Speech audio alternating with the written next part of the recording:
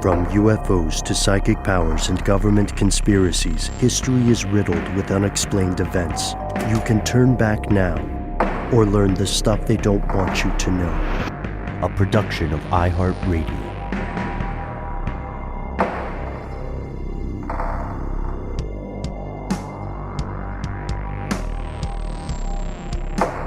Hello, welcome back to the show. My name is Matt. My name is Noel.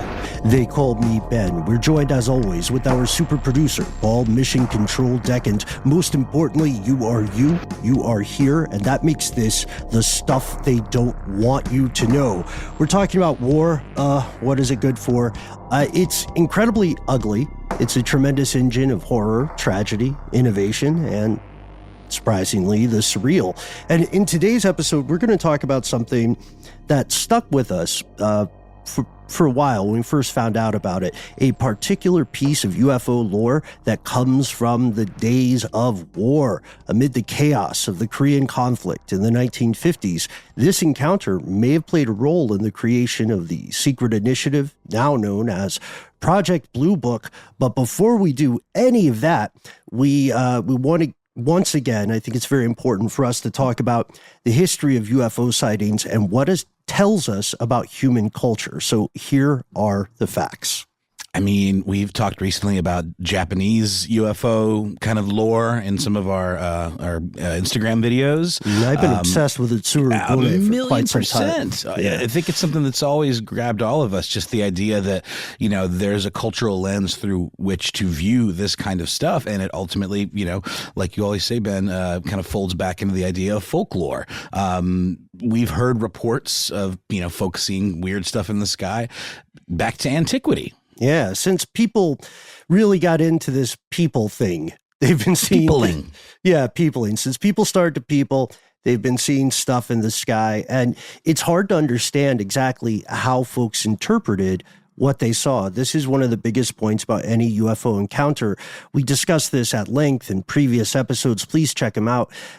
If you want to understand a UFO sighting, you have to understand the culture in which people live, because it plays a tremendous role in their interpretation, what they think they're seeing. The sites of strange aerial phenomenon are the basis of religions sometimes. They begin and end wars and empires. You know, there are multiple stories of an eclipse happening and it being thought of as a sign of a god's favor.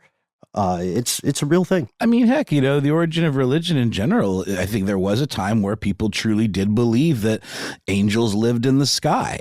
You know, like heaven was a place that you could maybe get to or something. I mean, maybe I'm not trying to be flippant, but I do seem to believe that there was a time where, you know, there was some foundational religious belief, you know, the idea of the gods living on Olympus, you know, being a place that you could access somehow.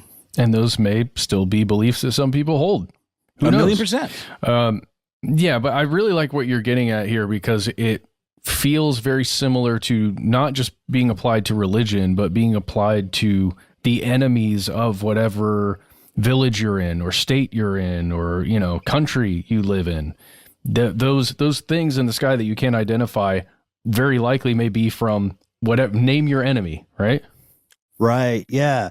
Is it the devil? Is it like, what? Chernobyl? Is it, the Soviets or maybe the US? Yeah. Mm-hmm. Or the Fae, right? Or the hidden folk. I think it's important to note this too. I always think of the cargo cult example, which is pretty recent, right? In the South Pacific, the people who engaged in cargo cult practices were just as smart as any other person on the planet. They were using the same hardware most everybody uses, that being their brains, and they were processing things through their cultural lens. It was about like stuff being dropped or like not debris, but like stuff that just wasn't native to that culture and them kind of worshiping it as like godlike kind of totems of some kind. Wasn't that the deal? Yeah, the idea was that one could, through certain rituals meant to call back to Allied forces functioning in the South Pacific, you could encourage the return of cargo, this crazy treasure trove of stuff that, like you said, a lot of people in the community had not seen before. And there are examples of UFOs in virtually every civilization across time. Like, as long as people had eyes to see and some method to record what they saw, you're going to find a record of it. That's why people like Eric von Daniken have made long careers over these interpretations, applying their own cultural lenses to them in retrospect. I mean, we talked about Tsurubune, the hollow ship, quote unquote UFO, or technically those would be USO precedents, unidentified submerged objects. You can look back in Egypt in like 1440 BCE. There are these conjectures about fiery flying disc. The Roman Republic was all about this. You can go find something as far back as 218 BCE. And there are so many other similar examples. Well, especially when you apply critical thinking, as we like to encourage on stuff they don't want you to know. Once the scientific method and critical thinking started to kind of be a little more widely, regarded favorably, folks started to kind of evaluate a lot of these sorts of things outside of the realm of pure belief. Yeah. Scientific method, critical thinking comes into vogue, hopefully a fad that continues for a while, and people started applying a more systematic approach to classifying things, to trying to evaluate them. And that's why modern ufologists will generally confirm that the majority of UAP sightings can plausibly be explained by mundane phenomenon, weather, atmospheric hijinks, unfamiliar wildlife. Like, I think we readily admit when we don't know stuff. I can't name every bird. Oh, God. Who could, and how dare they be able to do that blasphemous probably act? A really weird person. That's an incantation that would bring down chaos from above, I guarantee. Name every bird and see what happens. Nothing good. Great first date questions. Follow us for more relationship advice. Next, name every nut. Sorry. Yeah, well, and like a lot of the UFO encounters we see today, they do have some kind of video evidence, right? There's a video that you'll see on Instagram or TikTok or YouTube or somewhere like that, and you have to use your own critical thinking skills to see if it's one of those things we just listed, or is it something that was generated by somebody making a video, whether for fun or profit or whatever. But like with the tic-tac thing, not the TikTok, that's one that we all has sort of broken that whole mold a little bit, right? That's like kind of indisputable, or what do you guys think? Well, it's multiple witnesses, right? Mm-hmm. And who are experts in their field, mm-hmm. and video evidence. Also, but again, like to your point, Matt, and you coming from a video background, it's easy to fake video evidence, but like there's usually some sort of calling card or some sort of like watermark that not on purpose, like some what's the word, artifact, that would be it, that would kind of give away the game. But those seem pretty legit. Yeah, there are technical ways to tell if something is layered or motion tracked in certain ways, which is one of the primary ways that you would make a UFO video nowadays. Yeah, at present those methods are still reliable, but we're entering, of course, the era of the deep fake, where it will be increasingly easy for bad faith actors to give you the impression that they saw something when they didn't. Also, going back to the Tic-Tac, the ATIP videos, the jury is still out on those officially. No one has come forward and solidly proven their case. There are a lot of people who are arguing about this, but you might be surprised to find the conversations like this, these sightings, they have continued relatively uninterrupted. They've waxed and waned with social panics. They've waxed and waned with conflicts. A lot of UFO sightings plummeted once radar got better. But today, right? We got a bogey. We got ourselves a bogey, y'all. Yeah, exactly. And what if we told you, fellow conspiracy realists, there was a case more than half a century ago with multiple witnesses who believed that not only had they encountered something inexplicable, but that it had left physical evidence on their bodies. This is the story of Private First Class Francis P. Wall. And you know what? I say we cut right to the chase here. Why don't we take a pause for word from our sponsors, and let's dive into the story.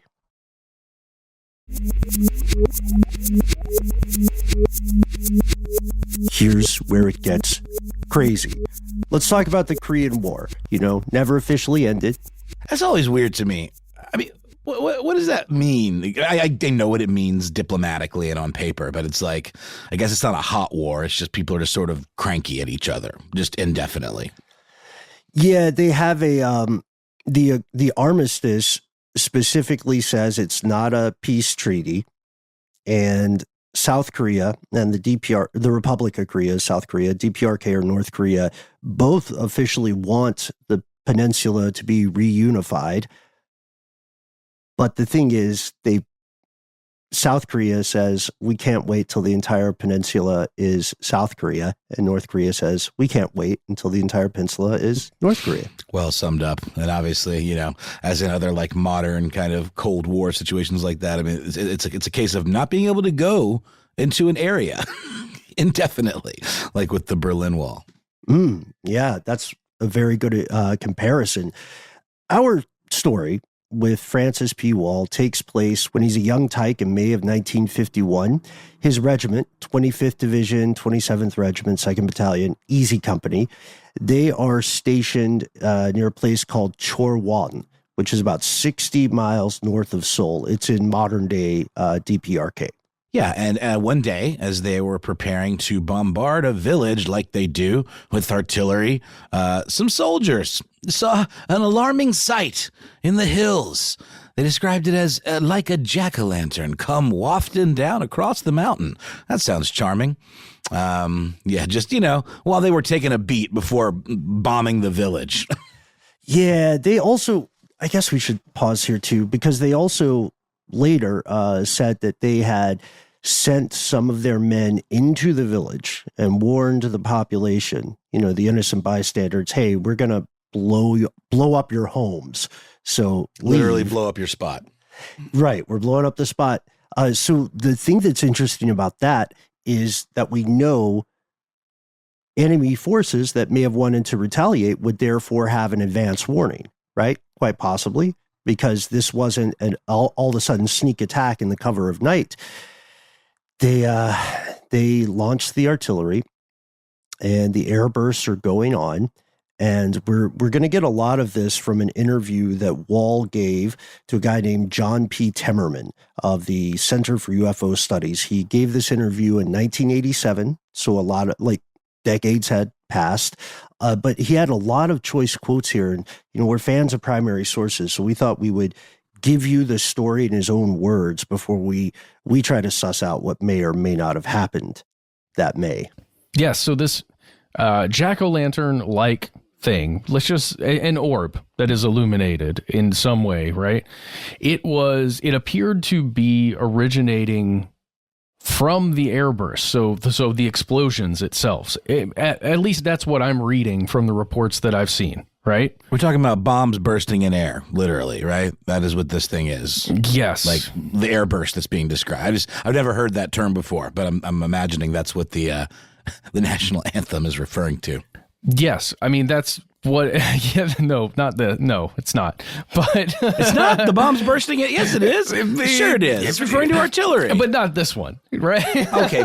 I'm saying it's a similar technology. We can leave all of this out. No, I do believe it. I do believe that I'm correct. You're correct, but I'll die on this hill. It's going to look different than this. Because this is 1951 bombs bursting in air. That's all. Okay, fair enough. Okay. Carry on. But still, okay, different technology, but same tactics. Yes. We can agree on that. Sure. There we go. Okay. But yeah, bombs bursting in air. Made it in the national anthem. Yes, absolutely. Okay. So it was a bit weird because it's reported as sometimes, at least the way I read it, it's originating from the blast and or it is moving to where the blasts are occurring, right? So I'm still having a hard time visualizing exactly what this person is saying. It might be good to go to that interview with John P. Timmerman. Yeah, he says, we further notice that this object would get right into the center of an air burst of artillery and yet remain unharmed. So it is unclear whether it just moved toward that with extreme speed or whether it somehow came about. And how, I mean, obviously there's going to be debris and smoke and stuff. Mm-hmm. How are they going to, observe this thing not being harmed after the blast? Well, it's artillery, so they're pretty far away, right? Yeah, they're far away. They're in a mountainous area near some bunkers that they're going to plan to run back to. The reason they can see this thing is because it has a very specific series of colors that are quite bright and not the same color as the explosions for at least part of the time, and it has a weird trajectory. Allegedly, yes. We're just going to sprinkle allegedly all over this, like seasoning on checkers the fries. Tastiest seasoning. You season your... Oh, yeah, I'm sorry. I was going to say, they come pre-seasoned, Ben. right. When they're cooking them. Yeah, exactly. Wall describes how at first this thing glowed orange, and then it switches its color to a pulsating blue-green light that's very bright. Brilliance, the word he uses. Wom, wom, wom. And that would obviously cut through smoke in a really, probably almost would highlight it in a way, right? Like the smoke, the thing you've been used to seeing would have like shades in there that would be unusual.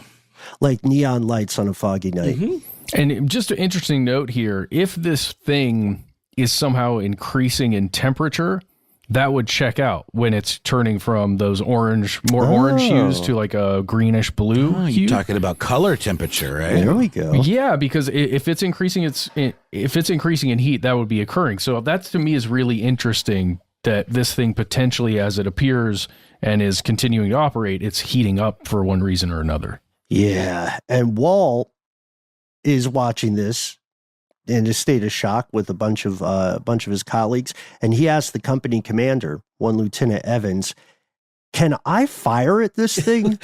Before we bomb the village, is it cool if I fire this other thing, this thing that I don't know what it is? Right, like while the bombing's happening. Yeah. He's got an M1 rifle with armor-piercing rounds, and the artillery doesn't seem to be affecting this at all, as we said. When he shoots the craft, he recalls that he did hit it, and that he heard the bullets make a metallic ding sound, is how he phrases it. In my head, I can't help but imagine the old westerns of someone hitting a spittoon. But Matt, you mentioned that this, it's artillery, so this is pretty far off. How far off are we talking? And forgive me if I missed that figure. Well, I don't have the details, but you've probably seen one of. It also depends on what type of artillery, right? Are we talking about mortar and kind of artillery? Are we talking about large, huge artillery guns? Because those things are massive, and they can fire very far. It just depends. It to detonate, though, for them to be seeing it at the point of detonation, seems like it would be quite far away. And then all of that stuff clocks in terms of the color of the light and the flashes. But so he's sniping at this thing, essentially? Like looking through a scope? The M1 rifle we're talking about is something you would put on your shoulder, right, and fire. Mm-hmm. Its effective firing range is 500 yards. Okay, well, that's really helpful. So it's close. It was probably closer than 500 yards. They were definitely watching what was happening. And so he does hit it. And unlike the artillery airburst, it reacts to this attack and it begins behaving even more erratically, kind of like if you almost hit a fly, is the way he's describing it. It starts zigzagging around like one of those robot going haywire. Like one of those maps of the Family Circus characters walking around. It's doing that kind of path. And then its lights flash on and off. If this story rings or dings true, then how could this thing be unaffected by that artillery, but take damage from those armor-piercing rounds? I like the idea that it emerged from the artillery. I like that a lot. I mean, in terms of like what makes for the cooler story, it reminds me, there was an episode or a segment in that Guillermo del Toro Cabinet of Curiosities where there was an alien bomb that kind of went off in a mine. I don't know if you guys watched all of it. Some of them weren't very good, but that one was pretty good. And it was literally like an alien that dispersed itself by kind of infecting somebody and then blowing up in a bomb in a mine shaft. Yeah, I remember that. I really enjoy Cabinet of Curiosities. I hope there are more on the way. And maybe they'll do something related to this incident. Yeah, it just has 500th episode, guys. Oh wait, we're talking about different Cabinet of Curiosities. Okay, never mind. But do check out Absolutely. Cabinet of Curiosities with Aaron Mahnke and Matt Frederick and our pal Max Williams. So up to now, this object, whatever it may be, it looks kind of like a flying saucer in his later interviews where he sketches it out. This object doesn't make any noise until you hear that patang and the thing gets popped. And then he says, then a sound. We had heard no sound previous to this, the sound of like diesel locomotives revving up. That's the way this thing sounded. So that's interesting too, because that would imply some sort of engine, right? Some kind of mechanical device. They're firing over like something of a no man's land situation, or like what's sort of in the area? Are there no diesel powered vehicles that would have been reasonably nearby? It's a great question because we're really talking about fog of war, you know? I mean, there was a village there until shortly before they saw the orb. Yeah. At least this distracted them for a few minutes at the very least. Well, and this trained soldier is saying that the sound is emanating from this thing that he's currently shooting at or just finished shooting at. So you have to imagine he's got his wits about him enough to notice that the sound is correlating at least with whatever this thing is doing. Yeah, and it apparently retaliates. It's not going to just take its licks from this kid with an M1. Wall believes the thing attacked him and his regiment in retaliation. In this interview, he says, we were attacked, swept by some form of a ray that was emitted in pulses, in waves that you could visually see only when it was aiming directly at you. That's to say, like a searchlight sweeps around, and the segments of light, you would see it coming at you. A ray, like a beam, like a ray. That's wild. And were they seeing any kind of damage being caused by this? So at the time, again, according to Wall, if it hit you, you felt something like the less than lethal crowd dispersal technology. The sound thingies, yeah. Yeah. The sound thingies, sound The cannons, I guess they call them. Right. Yeah, or microwave emitters. They felt burning, tingling sensations as though they were being penetrated by energy emitted from this object, at which point these guys decide that wisdom is the better part of valor, and they run away. Yeah, very Monty Python of them. Yeah, well, yeah, they definitely get to a bunker to hide from that beam. Now, if we really do think about it, your guys are right about the tingling sensation with some kind of microwave tech, but visually it sounds like some kind of laser, right?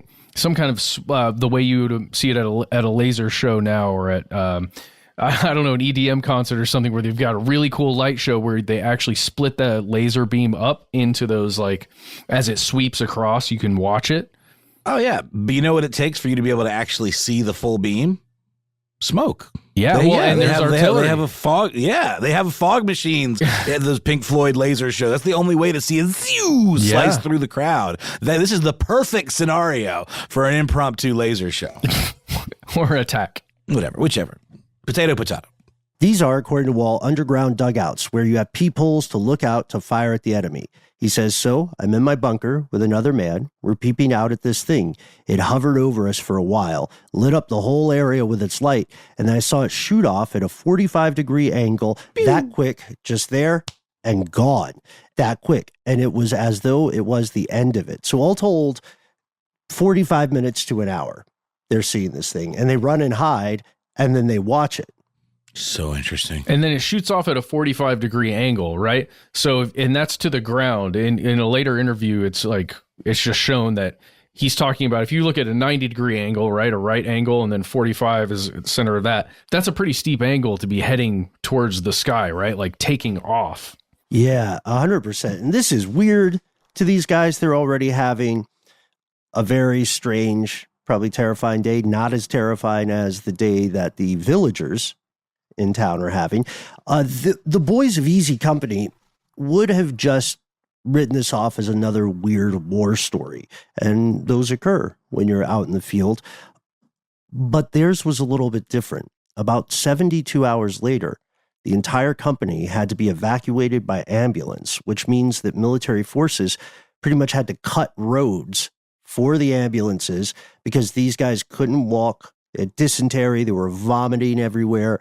And Wall says that he can't really recall these days other than these very painful physical symptoms. They're just missing from his memory. It's interesting that it's described as dysentery to me, right?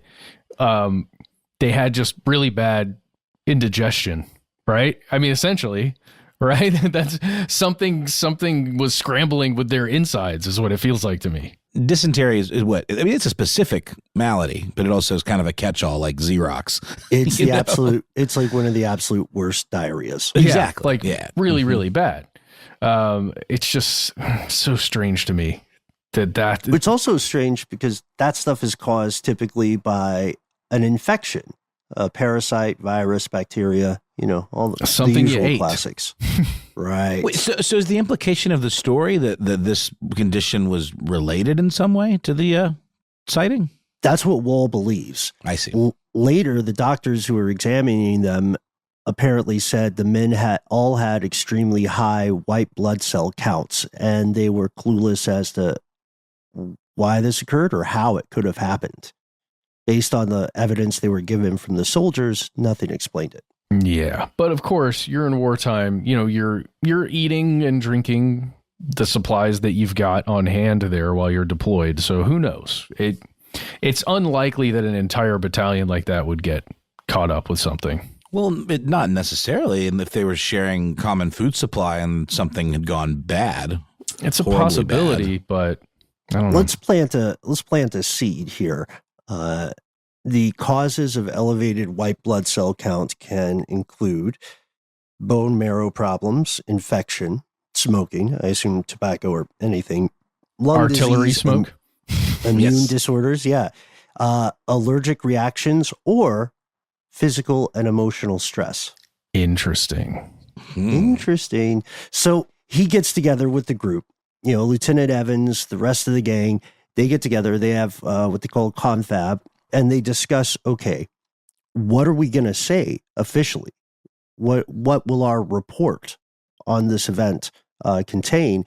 And after their discussion, they unanimously decide they're not going to say anything about it in the report. Wall says, we thought they'd lock every one of us up and think we were crazy at the time. No such thing as a UFO had ever been heard of, and we didn't know what it was. There were ideas of UFO or flying saucers, obviously, but in his cultural context and that of his brothers in arms, they had no idea. You know what I mean? They just didn't have the language to put on this thing. Yeah, because 47 and the Roswell crash wasn't that long ago from when this occurred, right? 4 years? Right, yeah. This is new stuff. And this is brand new stuff. Still got that new spaceship smell. And Wall smells never... like sulfur. Right. So Wall never claims to know what this thing is. You never see him say, I 100% ran into an alien or this was an extraterrestrial. He considers it a UFO only in that he could not identify it and did not for the rest of his life. But he describes what he sees as long-term deleterious physical effects associated with the incident in his mind. Oh, yeah. He says things like he has memory loss, periods where maybe we would call it or think of it as brain fog now, disorientation, where you're unsure where you are, what's going on. He lost quite a bit of weight. What is this? Like 42 pounds of weight that he lost when he got back to the United States. That could be stress. Again, weight loss can be stress related. Another little breadcrumb there, Ben, just the idea that stress could have related to that. He doesn't feel like he was doing very well after this experience. No. And this also doesn't factor in PTSD, right? Which would be enormously common for survivors of the Korean War on any side. Anybody involved in such traumatic situations, you're going to have some struggles later, right?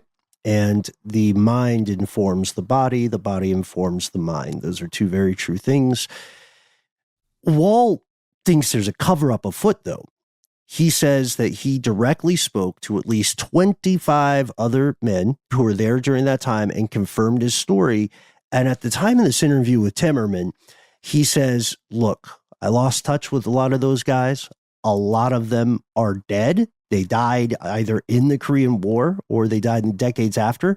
And the folks who are still alive, I can guarantee they're not going to come forward. Likely not. It's a shame because it's understandable what he's saying has validity, but also it tremendously weakens his claims, right? If we're just being solely objective, not calling the guy a liar, just saying that the evidence would be much more powerful if there were a couple of other corroborating stories. Oh, absolutely. Well, and the other thing that isn't really great for Wall's story is that it changes a little bit. At first, and what we talked about was that all the guys who had witnessed it, who got dysentery, got sick, didn't make it. What is it to Oregon? Whatever. How does that? I'm trying to make an Oregon Trail joke here. Oregon Trail, yeah. Dysentery. Got really sick. They all got together and they decided, hey, we're not going to tell anybody about this because we don't know what that was and they'll think we're crazy. That was the story. We as a group are not going to say anything about this. But then later on, he kind of changes it to where it's like somebody told them not to say anything. Yeah, the story overall for most of his life afterwards, the big parts all stay the same, right? That doesn't mix up too much, but the idea that they were told or warned by some other governmental figure, that pops up later. And then there's also another thing that switches a bit is his remark that, how do you put it? First, he says he had no memory of those 72 hours, the mystery hours. And then later he talks about how something happened the day after the event and he remembered it. So there's some wiggling there. There's some wiggle room. Well, and can we just bring up 72 hours is kind of a long time. Especially if you have dysentery. It's like the minimum barrier to entry for what's considered a long time. Actually, probably it's 48 hours. So it's like a really long time. Yeah. Well, time is a relative. True. I have one of my friend's kids told me that time is a relative and they meant that they were related to time. And it was one of the deepest things I had heard that month. Father time. You know? There we go. Right. So, okay. Wall says that he does believe the thing that happened to him was the result of a real encounter with an unidentified craft. He says these things are real. I think there is a cover up. We were ordered, to your point, Matt, to say nothing about this. And that shows you they're covering something up. By they, we can only assume he means Uncle Sam. And the quote from Wall goes on, "It is foolish to believe that we have the only technology anywhere, you know." I would agree with that. There are other intelligences. Well, I wish, if I can raise up any of the names of the men possibly that are still alive, and I doubt if you could get them to come forth, but if I could, there would be some way to verify this. That is an interesting statement. Yeah. Interesting. Because he's saying... What was that tone, Matt? I don't understand. He's saying that he can't verify it. And he understands that. He's being objective. Yeah. Well, yeah. He's telling a really big tale, right? I don't know. That kind of phrasing, like, man, I wish I could get one of those other guys to come and tell you, because they'd tell you. They would tell you.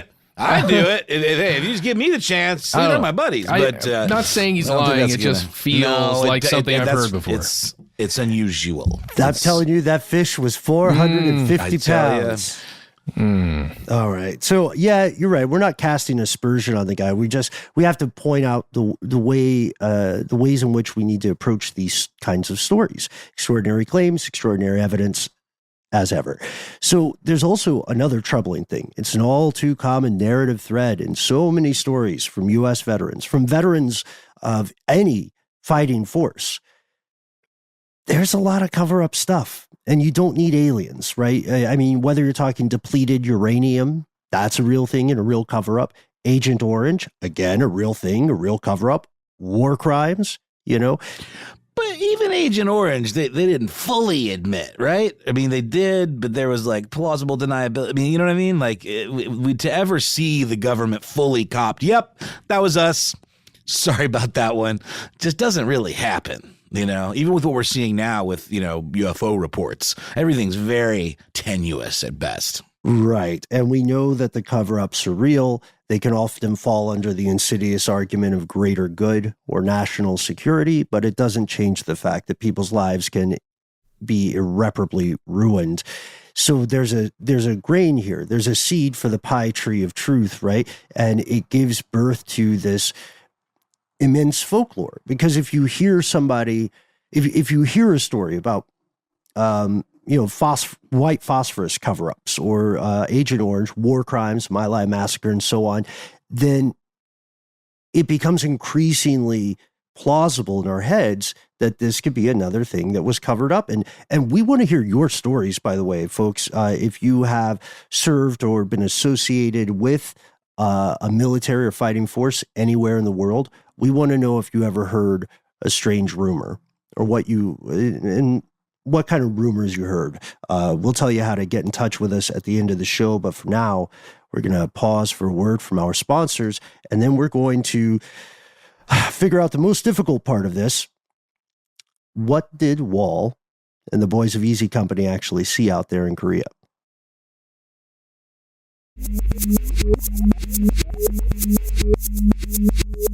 And we're back. So what happened? Was it okay? I hate that we have to say it, but we do have to say it. It's part of due diligence. Could the entire group just have misinterpreted what they saw, right? To the idea of cultural framework, to the idea of thinking of enemy forces.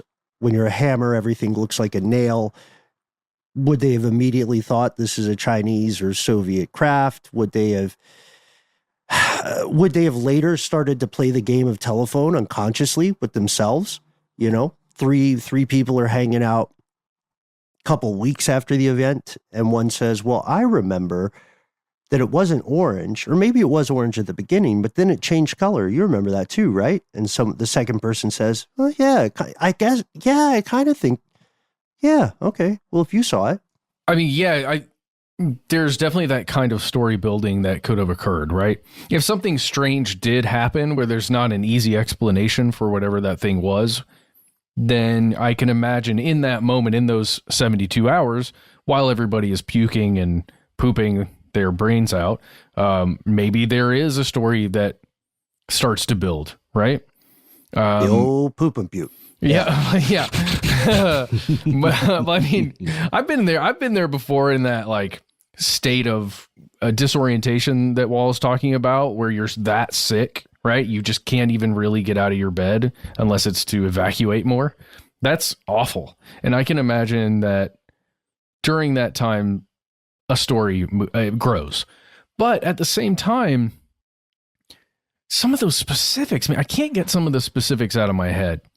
The way he describes a laser beam attack of some sort, a light attack, I don't know. For it to have occurred in 1951, it just feels otherworldly to me. Yeah, and then also telling the story. You know, we don't have an original recording of these guys in 1951 describing this. We do know that the laser and the maser were invented officially in 1960. Yeah. So that's when Theodore Myman made the first operative laser. But we know what we know about what was going on, you know, in Groom Lake not long after this. And it's just some of the other testing that the military was doing. So who knows? And we only know bits and pieces of what the U.S. military was doing. What about militaries in Japan, China, in Korea, in any of the Pacific countries? Who knows what was being developed at that time in secret? Especially because the laser, I believe, grew out of an observation made by Albert Einstein way back in 1916. Mm-hmm. So there were people working. We're not trying to take anything away from the actual inventor of the laser. We're just saying secret technology is real. But again, none of the alleged physical effects have been officially confirmed as far as we can find at this point by military records. If you have those records, we would love to see them and learn more. Let's talk about the second possibility, the fun one, an extraterrestrial craft. We want to believe where Fox Mulder X-Files stands here, but I don't know. One of the first things I started looking for, I think we all did, was whether there were other similar sightings. And according to one book, Unusual Footnotes to the Korean War, there were allegedly 42 other sightings of similar weird stuff in the sky. Not exactly the same story, but enough of like UFO incidents, we could call them. Oh, for sure. For sure. And it reminds me a lot of the Foo Fighters sightings that occurred during World War II. Like sometimes people who are fighting in the military see strange stuff in the sky, especially if they're pilots or if they're on ships out in the middle of the ocean. Foo Fighters really have been on tour forever. I forget about that. Just terminally on tour. Yeah. Get some time with your family, Dave. Jeez. He seems like a lovely fellow, though, I have to say. And they're he so was good making live. Barbecue for Charity, and they are very good live. Foo Fighters, of course, Matt is referring to, are the origin of the name, the band, the Foo Fighters picked. And it's exactly what you described, these unidentified phenomenon, maybe not quite objects, but bright lights. They would fly alongside pilots. Just like a dolphin swimming along a boat or a scuba diver. That gave me chills thinking about it that way, Ben. That's that. Okay, then that brings us to Richard F. Haynes. Richard F. Haynes was on the History Channel in Conversation, and we have made our opinions about some of the History Channel's choices diplomatically clear. We would hope after these years. Anyway, Richard Haynes is a UFO researcher and former NASA scientist, and he's talking on this History Channel program, and he says, well, what if this wasn't an enemy craft? What if this wasn't a top secret U.S. thing? What if it was some sort of third-party observer that was involved? And he doesn't quite say aliens. Like, it's right to the precipice of alien. Well, you know what? Let's just quote him directly. Quote, "We tend to be very creative to fight a war. If you were interested in how another country or another race of people fought their wars, you'd want to collect information on that, wouldn't you? That's one possible explanation." I just want to say, in the thing, when he's talking, in that quote, where he's kind of asking this thought experiment question, after he says what Noel just said, he'd want to collect information, he pauses and he kind of trails off, and he says, "That's one possible explanation," which makes me wonder whether the producers were feeding him lines. I don't want to sound cynical. I don't want to sound... Usually you'd fix that with an edit, right? That's right. You'd Frankenbite it a little, right? Yeah. To me, that's more he's getting in his own head and like, okay. That's one thing. I can see that. I don't know. Yeah, he's thinking through it. Who we need? We need that William Dafoe character from Boondock Saints to investigate UFO sightings. That guy will not stop dogging you until he gets you. He always gets his man. But this is a really cool concept. Just the idea that if there was an extraterrestrial observer of some sort or time travel observer, they would want to observe the enemy. I love this idea of sending in a drone to be like, oh, yeah, they've got metal. It looks like metal munitions and explosives. He's got an M1. Yeah, watch out. M1 I think we've arrived at this point a few times where that would be a logical reason, for doing it. Would be like recon. You know what I mean? Like, the question 100%. always becomes, why would they bother? Well, they would bother if they, were not so alarmingly ahead of us technologically. They did need a little bit of an edge, Yeah, and there's also research. I mean, the best examples, not the only examples, but the best examples are looking back at human history. What have humans done when in similar situations? During the U.S. Civil War, and other earlier wars, the well-to-do would set up and have picnics on hills while they watched battles. And they didn't feel ethically fraught about this at all. at Ooh. all. Well, that was quite a big boom. Did you see that one, Jerry? Now, are you for the blues or the grays? No, As a- the blues this week. Well, as a colorblind man, I'm simply going for whomever's on the over there by the hill. By the flamey bit. You see it. I'm going with whoever's winning. There we go.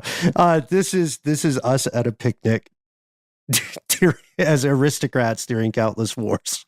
We're probably also betting. I mean, but this is it's a fascinating idea. And Noel, like you said earlier, we have arrived at this concept of observation, right? There is another incredibly intriguing theory, folklore, whatever you want to call it, about UFO or UAP activity around nuclear facilities. And I think that's one that's stuck with us for years, because in the story, if you want to be completely credulous about it, the way the story goes is that these craft seem peaceful, but they shut down certain nuclear activity. Yep. And at multiple storage facilities for nuclear weapons, or silos, right? Where the military would actually launch these weapons from. Yeah, and it's occurred. Man, Ben, I don't have specifics for you right now, but I know it's occurred at multiple bases, according to multiple witnesses. Yeah, I think it was. Oh, there were a couple that really shut down, or there were a couple that really stuck out. I think 2 Air Force veterans said that they saw UFOs shoot nukes out of the sky, test nuclear devices. Oh, they disabled them, right?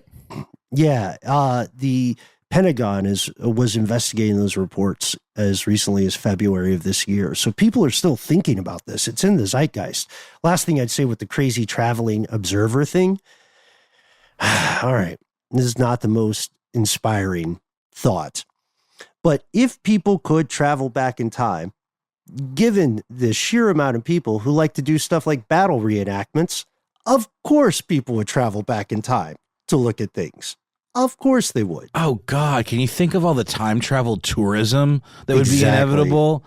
Oh, it would just clutter up, Mount Everest of like 500 years ago. You know what I mean? Like we'd never be able to recover from time travel available to the masses. This is a horrible idea. Sorry. We'd be like those Instagram hotspots. That Dude, just have it would be so no. gross. Oh, it would be so gross. Just hanging with a plague doctor, Black Plague. I mean, and this doesn't even take into consideration butterfly effect type stuff. You know what I mean? This is just like, oh gosh, oh man, there is no now. Can you imagine Dealey Plaza? Sorry. Okay, I'm done. I mean, based on how many people later said they were there, the conspiracy looky-loos coming. Post up in the book repository. What is it, like 4 times the actual population of Dallas in the 60s was there?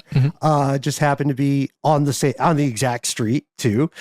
So, okay, let's talk about the one that I think a lot of us in the crowd today will. Military, veterans currently serving, civilians alike, you'll probably agree that the most plausible explanation would be some sort of unknown man-made thing, right? If there was a physical object, if it genuinely had the effects attributed to it, then it would be some sort of human-made secret craft, which we know happens, like the Horton HO-22. That was a real secret thing. We know that governments have successfully kept the lid on some of their projects, but we'd have to ask hard questions about capabilities and later use. Remember, the atomic bomb was only secret until it exploded. And then they had to say, we have an atomic bomb. Right? Guys, yes. But what about Die Glock? The bell? Yeah.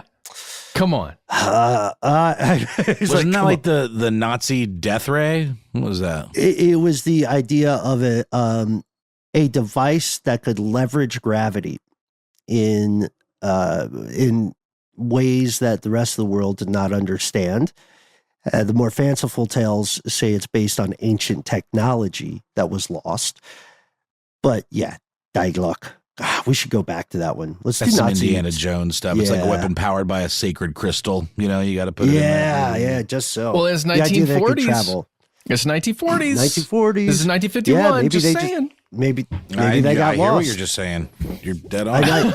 I like that explanation, because the big logical problem with secret craft is that if it was capable of doing everything that Walls and allegedly his colleagues encountered, then why hasn't it been seen since? If this was such a force multiplier in combat, then why aren't there multiple iterations of this by multiple governments doing some version of this? Why'd the U.S. spend billions of dollars on spy planes that cannot make these maneuvers? Well, because when you get in one of these things, you can pilot it for about 45 minutes and then you just get completely microwaved. System failure. Yeah. You're done. Oh, yeah. Okay. That reminds me, there's a great comic book from back in the day called Strike Force Moratori. And the idea is that aliens are real, they're invading, and there's a way to give some small percentage of the population superpowers, and they can fight the aliens for about a year, at which point the treatment catches up with them and they die. You know, that kind of Pyrrhic victory, Faustian bargain. I mean, maybe that's interesting. Also, I like the idea of this being a non-linear time travel device that was a test craft, and maybe people several hundred years, or who are we kidding, several decades in the future are just like, man, I wonder what happened to Derek. Well, yeah. What if you quantum leap time traveled, to that moment, and artillery fire is hitting you while you're in your craft? You're just like, whoa. You fly over, and this guy in the bunker has a rifle and shoots at you, and a bullet goes into your time machine, and you're like, oh, no! And you start flashing the lights, and you get real angry, and then you see a little button down on the console that says laser beam, so you just fire that sucker. Laser beam. Yeah, I mean, the experience would be not too dissimilar from folks flying a helicopter over North Sentinel Island. Ooh, there you go. Right? And I don't know. These are, again, thought experiments. None of this has been proven, but we do know classified craft exist back then and today. And in each instance of an effective use case, that technology doesn't stay secret forever, right? There's a limited amount of time on it. Last thing, and this one is for our pals over at Daily Zeitgeist. What if the Easy Company experienced something similar to Havana syndrome? What if whatever they saw, whatever they experienced, or collections of things they experienced, what if their cultural framework did the explaining for them? That would check out. If we're to believe the official Havana syndrome stories, guys. Yeah, check out the Dollop. They did a great, I think it was the Dollop did a great examination of that. No, Viceland. Viceland and the Zeitgeist. And the Zeitgang, yes. Yes, do check them out. You can find us making regular appearances on their shows, or maybe semi-regular appearance. We're recurring characters. You know what I mean? We drop by. We're definitely characters. We're definitely characters. We want to hear what you think, folks. Especially that point about whether you have experienced or heard tell, as we would say in Tennessee, stories of similar anomalous, unexplained things in the field of combat. Like one thing that got me is when in the recent occupation of Afghanistan, you would hear people describing run-ins with strange animals. It's a big world. There's a lot out there. We'd love to read your stories, hear your stories. And if you're okay with it, share them with your fellow conspiracy realists. So get in touch with us. If you've got a tale to tell around this digital campfire in the great darkness of 2023. Yes. Ben, before we get out of here, I just wanted to tell you a quick story. I was down near my old house, and I went to one of our favorite places in the world, Atlanta Vintage Books. And they've got that room in the back that has just the esoteric stuff. And I found a huge old tome. I mean, it is super thick. And it was just the Dictionary of Folklore. And there's a bunch of different volumes of it from different years. But I found one, I think it's from like 87. I don't know, 85 to 87 or something like that. I'm going to bring it your way whenever I see you next, just because it's just a perfect, I know you've got the stuff in other books, but man, it's It's awesome. I would love it. I would consider that a huge favor. And also, you know what? I just thought of a weird prank that the three of us, well, the five of us could do. You listening along at home. How cool would it be? This is such a weird thing to do. I don't know if it will work. How cool would it be to get a book printed and either make yourself the author name or have an old timey photograph of yourself somewhere in the book, and then age the book up so it looks like it was made in, the 1800s or something, and leave it around for someone to find. Oh yeah, and some pretty good forensic level aging. But we got that. We got a guy. We got guys. Leave it in a cafe somewhere, or somewhere that's just going to have books on a table somewhere, and people look at it every once in a while, and then start frequenting the cafe. Yeah, it'll be like one of those X-Files cases where there's like somebody that should not be alive based on like archival photos they found of them from like 100 years ago, and it's like, no, it must be a relative. There must be some logical explanation for this, says the brass at the FBI.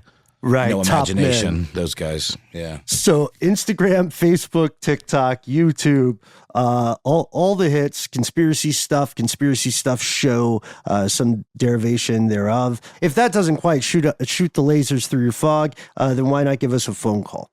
Also, credit. Noel said that line. Thanks, guys. Yeah, you can. I'm going to say this line this time. 1-833-STDWYTK is the number to call. Oh, yes. When you call in, do not say your real name. Give yourself a cool nickname, a code name, if you will. You've got 3 minutes. Say whatever you'd like besides your real name.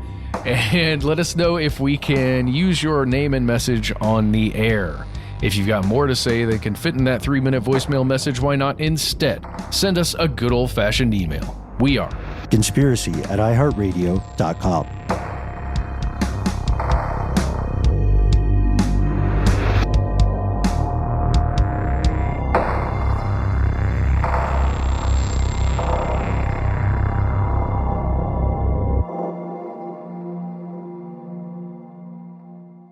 Stuff They Don't Want You to Know is a production of iHeartRadio. For more podcasts from iHeartRadio, visit the iHeartRadio app, Apple Podcasts, or wherever you listen to your favorite shows.